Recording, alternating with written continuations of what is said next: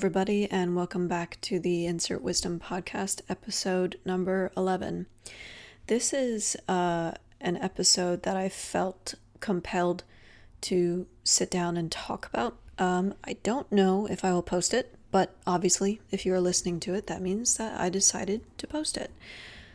I've had a wild day. If you know me, I love to do research, especially about myself. I'm somebody who has made it her life's mission, in a way, to not only understand myself, but then find ways of utilizing that understanding and that truth, and let that speak through the things that I say, my presence, my aura, if you will, and the things that I create in general. I've always tried to use that ability that I have, even through the darkest times, to still return to this inner peace and knowing that I feel like I've always had. And it got me thinking about people in the world today and how, we're in an absolutely insane timeline right now, like I was talking to somebody about this earlier today, but in the span of a few days, it's just like, okay, Israel launched missiles into Iran. Taylor Swift and Travis Kelce were seen being all lovey-dovey and sweet at the Stanley Cup final. Trump decided to deploy the military on this country's own citizens. I was in downtown LA the day the protests started, and I can tell you that they were not violent. They are not violent. I live in LA. And then just, you get the point, right? I don't need to sit here and tell you how crazy the world is, because we all feel it. We all know.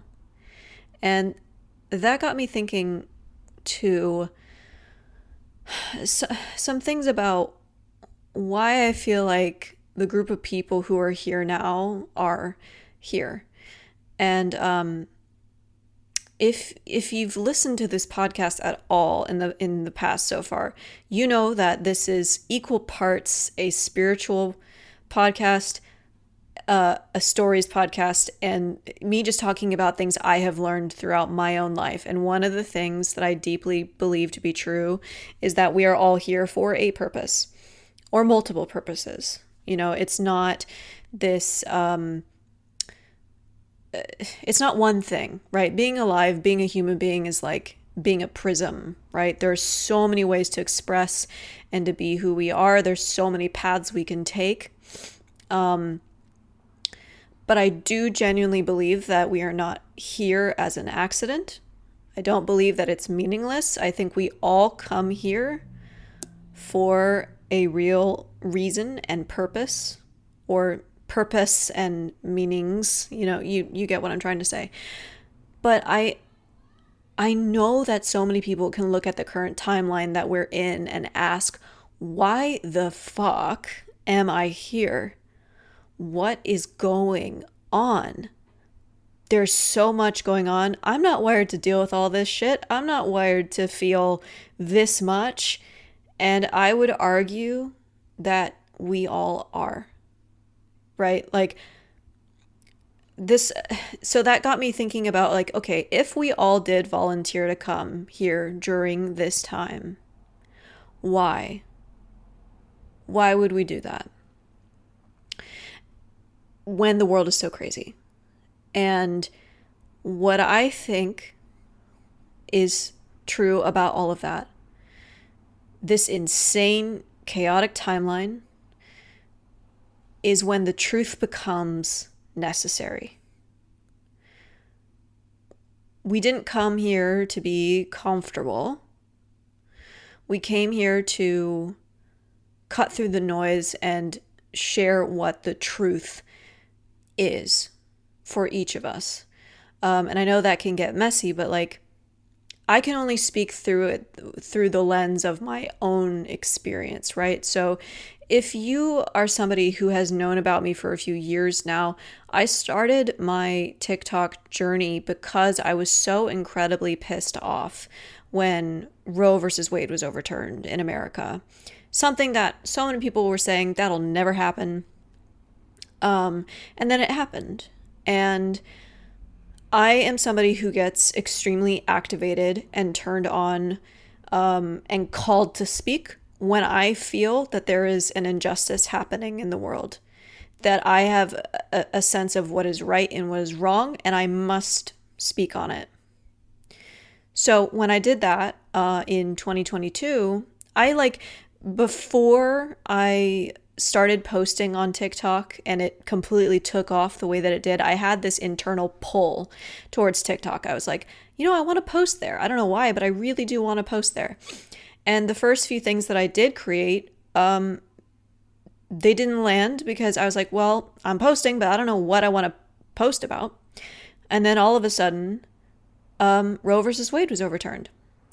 And that activated something so deeply within me that I was like, I think the fuck not. So I needed to speak about it. I went from having 350 followers to 85,000 in a short amount of time, a couple of months, really.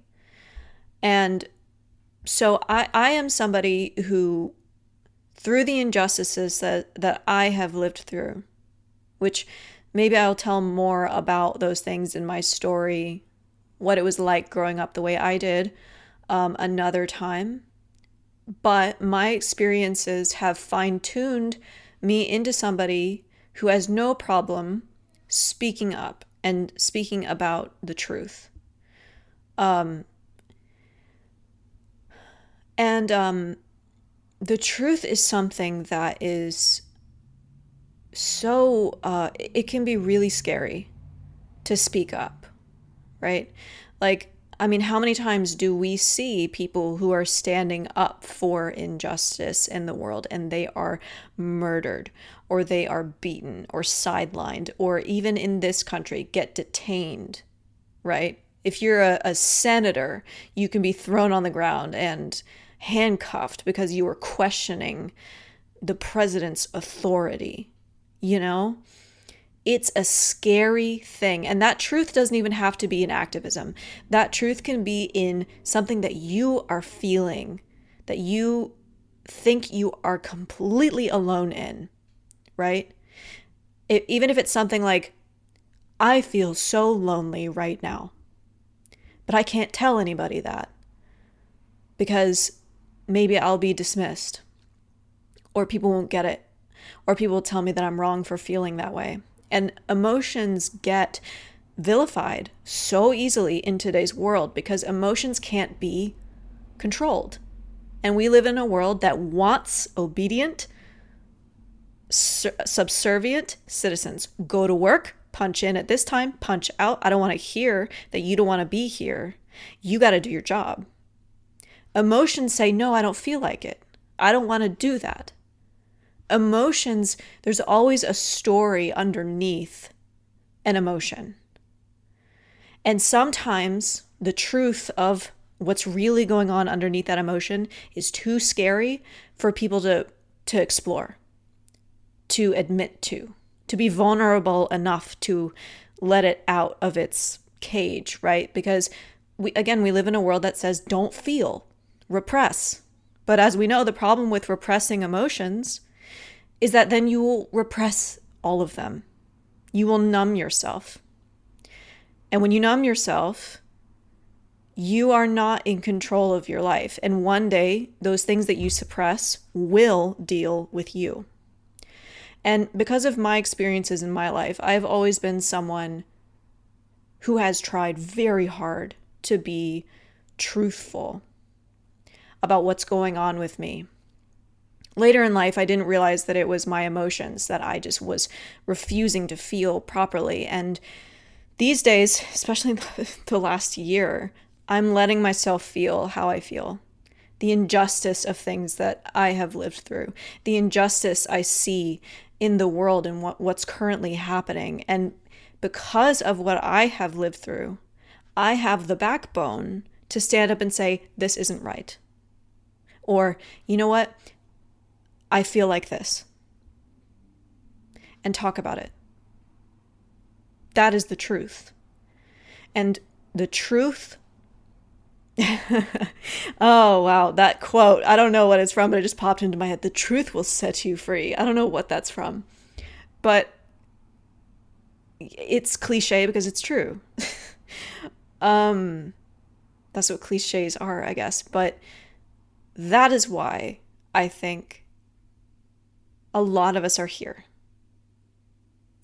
And this doesn't have to be anything big, right? This doesn't have to be like you start a whole movement because you're mad about how ICE is detaining children from their families or ripping people apart from their families, things like that. Of course you can if you feel called to that. And, even just speaking about those things interpersonally between you and your friends and your family or on social media or whatever, that really helps. But it can begin with something small. I think about my dad a lot, and my dad was someone who was born in the 30s, like people are always shocked when I say that because they're like, oh my God, you had an older dad. And I'm like, yeah, like when I was born, he was 60 something. But he was born in a time that did not allow him to be emotional. There was no mental health. Are you kidding me? Like mental health wasn't even a thing until like, I don't know, like what, 10 years ago? Like I feel like people didn't care about it until at least like 2010. And we just didn't have understanding about, the brain and how it works and depression, like all of these things that people have dealt with forever, but we didn't have the language for it. That's the time my dad grew up in. And he was also a man. So men are told not to feel anything. If you you got to stand up, you got to be aggressive, you got to be controlled, and that's what makes a man. My dad was very sensitive. I don't think he let on to people that he was sensitive, but my dad was amazing though because he was in equal parts the captain of the football team and a concert violinist. He embraced both polarities and he was an enigma, but underneath all of that was this repression of himself, of his feelings. Because that's what you did during that time, like he grew up, I think he was born in the midst of the Great Depression, it's like feelings were not on the menu at the time. Like you had to learn how to you had to know how to feed your family and survive, much less have feelings about it. I didn't know until later in his life, shortly before he died, when I was 13, that he had anxiety, that he didn't know how to express how he felt, and that came across as gruffness. And sometimes I just think and I wish how, I would talk to him these days. What would I be able to pull out of him now? Because that seems to be a superpower that I have in this time period, is being able to express how I feel and to pinpoint in other people, mirror other people, what's really going on within them. But I promise you it's not scary. It feels scary. You feel like you're going to die when you're telling somebody that you feel really, really sad about something. It feels terrifying because we're afraid of being alone. We're afraid of being cut off from people. We're afraid of being vulnerable. And that's one of the reasons why emotions are so vilified, because, how many cases have we heard of like, oh, he flew into a fit of passion and he murdered his girlfriend, and that's because people act on their emotions. They don't want to know the truth underneath that emotion. They don't want to know what's really going on. They would rather act on it when the emotion was just coming up to ask you to pay attention to something deeper that's going on, to feel something, to ask the important questions, what's really going on, and then be strong enough to state that clearly and boldly. And it can just be to yourself. It doesn't have to be to the world. It doesn't have to be on social media. It can be to a therapist. It can be in a journal, in a voice note. But the point is to be courageous enough to speak the truth for you. So yeah, I felt that it was important to sit down and talk about this a little bit. And the timeline we're living in, nothing about what I just said makes it easier. Like, it's not easy. None of this is easy. You think it's easy being alive in 2025? No, it's not. There are periods of time, of course, when things are easier and we can feel happy and joyful and be like, oh, you know what? Life's not so bad. But then, in the same day, we're hearing about how the example I gave earlier of Taylor Swift and Travis Kelce are at the Stanley Cup final, and oh my God, they're so cute. And then hear that Israel fired rockets into Iran, And then there's all the shit we're dealing with in our personal lives. Like, we're not equipped to deal with all of this. But I think the revolution comes when we are willing to have the courage to speak the truth. And that's part of why I feel like I'm here, to help people to do that by living through my own example or through my writing or whatever. So with that being said, I hope that you guys never feel like I'm trying to sell you anything. I'm not trying to get anything out of you. I just want to tell you that there is something that I want to, a service that I'm going to start offering. I'm still working on putting it all together. This website that I will be publishing hopefully sometime soon will have more details about it, but they're mirroring sessions where I can sit with somebody in person or via, I was going to say Skype, but that's not a thing anymore, via Zoom or a written report or something, and just sit with you and mirror back to you what I pinpoint is the thing within yourself that maybe you're missing. There's that quote that's like, a gardener was asked how he grows such beautiful flowers, and the gardener replies, I remove what obstructs their growth. That's what I feel like I do, or part of what I do. So I will have an email that you can reach out to me if you are interested in that. I'll figure out where I'm going to put it. It will either be in the show notes or on one of my social medias. You might have to do some digging for now, but that's just because I haven't set it up in totality yet. But I want to try to do my part to help bring people back to themselves and to be in communication with the truth, whatever that looks like, because it's so time, you guys. That's what the world is asking of us right now in all of this difficulty, like to be so radically yourself that it cannot be corrupted or controlled by anything outside of yourself, by the government, by social norms, by who and whatever. You are here to be you.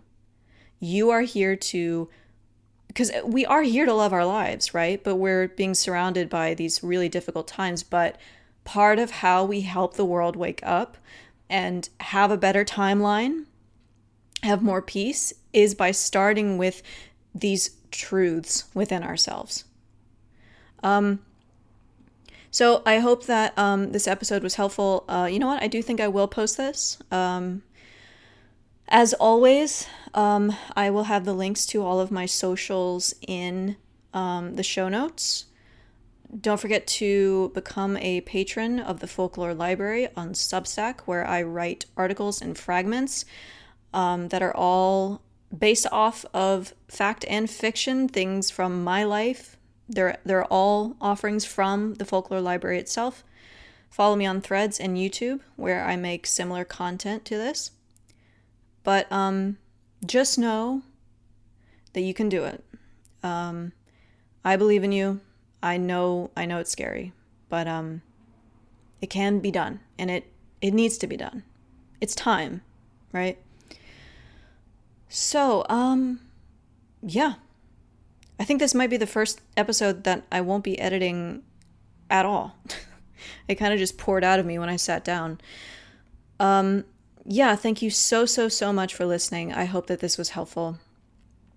I don't know why this randomly just came up, but this is podcast episode 11, and that just made me think of something else that happened in the world anyway. I don't need to go into that. There's so many things going on at once, isn't there? Okay. Anyway, thank you so much for listening, and I will talk to you in the next episode. Goodbye.